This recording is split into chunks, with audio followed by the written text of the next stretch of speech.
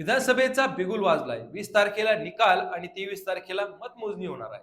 आगामी विधानसभा निवडणुकीच्या पार्श्वभूमीवर इच्छुक उमेदवारांच्या माध्यमातून गेल्या काही दिवसांपासून जय्यत तयारी सुरू आहे. अहिल्यानगर जिल्ह्यातही अशीच परिस्थिती आहे. जिल्ह्यातील संगमनेर विधानसभा मतदारसंघात देखील इच्छुकांच्या माध्यमातून तयारी सुरू झाली. संगमनेर म्हटलं की आमदार बाळासाहेब थोरात आणि बाळासाहेब थोरात म्हटलं की संगमनेर हे येथील राजकीय समीकरण जुळलेलं आहे. संगमनेरमध्ये आजपर्यंत थोरात यांना कोणीच टक्कर देऊ शकलेलं नाही ही वस्तुस्थिती. यंदाच्या निवडणुकीत मात्र काँग्रेसचे ज्येष्ठ नेते बाळासाहेब थोरात यांना संगमनेरात राज्याचे महसूल मंत्री तथा जिल्ह्याचे पालकमंत्री नामदार राधाकृष्ण विखे पाटील यांचे सुपुत्र माजी खासदार डॉक्टर सुजय विखे पाटील हे आव्हान देणार आहेत. महायुतीच्या उमेदवारांची नावे अजून फायनल झालेली नसली तरी देखील सुजय विखे पाटील हे येथून निवडणूक लढू शकतात असे संकेत अनेकदा आले. नुकतेच लोकसभेच्या पराभवामुळे कोणत्याही कार्यकर्त्याने खचून जाऊ नका, एका अपयशाने खचू नका, कारण टायगर अभी जिंदा आहे असं वक्तव्य त्यांनी केलं होतं. तसेच सर्व कार्यकर्त्यांनी 1 महिनाभर घरी येणार नसल्याचं सांगावं, कारण छत्रपती शिवाजी महाराजांनी दाखवून दिलेल्या गनिमी काव्याने आपल्याला संगमनेर विधानसभेवर आपला झेंडा फडकवायचा आहे असं वक्तव्य त्यांनी केलं होतं. आता खरा प्रश्न राहतो तो संगमनेर मधून लढण्याची सुजय विखे पाटील यांची खरोखर मनापासून इच्छा आहे की पक्षाचा दबाव आहे? संगमनेरसाठी विखे पाटील यांनी नेमकी कशी तयारी केली? सुजय विखे पाटील यांच्या डोक्यात काय आहे नेमका हा गनिमी कावा? हा गनिमी कावा थोरात यांचा सातत्याने निवडून येण्याचा जो काही विक्रम आहे तो मोडून काढेल का? पाहूयात सविस्तर. नमस्कार, मी विजय गोबरे आणि आपण पाहतात चर्चा होणारच हे युट्यूब चॅनल.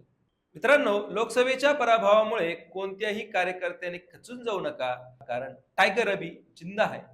गेल्या 50 वर्षांपासून विखे परिवाराला संपवण्याची भाषा काही लोक करतायत.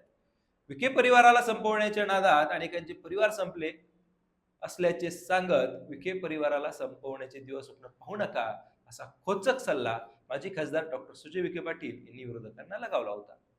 जनसेवा युवा मंचातील युवक कार्यकर्त्यांना संबोधित करताना ते बोलत होते. यावेळी बोलताना त्यांनी संगमनेर मतदारसंघाबाबत सूचक वक्तव्य देखील केलं. जनसेवा युवा मंचच्या माध्यमातून गावातील मूलभूत प्रश्न व अनेक वर्षांपासून गटातटातली मागे राहिलेली कामे होणार आहेत. सर्व कार्यकर्त्यांनी 1 महिनाभर घरी येणार नसल्याचं सांगावं, कारण छत्रपती शिवाजी महाराजांनी दाखवून दिलेल्या गनिमी काव्याने आपल्याला संगमनेर विधानसभेवर आपला झेंडा फडकवायचा आहे. मतदारांमध्ये जाऊन संघामध्ये काय काय कामं झाली, आपण काय काय कामं करणार आहोत हेच आपल्याला दाखवून द्यायचं असल्याचं विखे पाटील यांनी सांगितलं.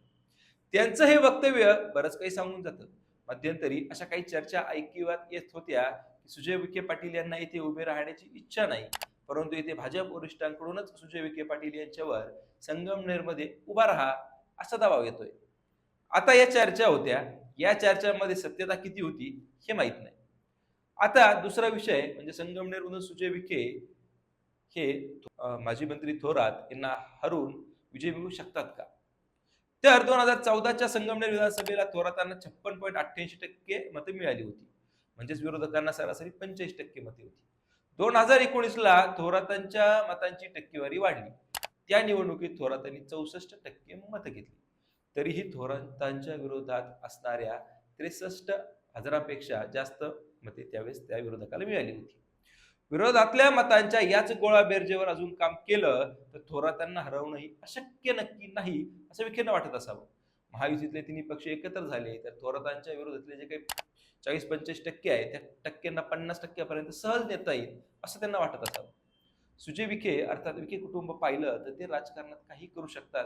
त्यांचा राजकीय सामाजिक विकास कामावरचा होल्ड इतका मोठा आहे हे देखील खरं.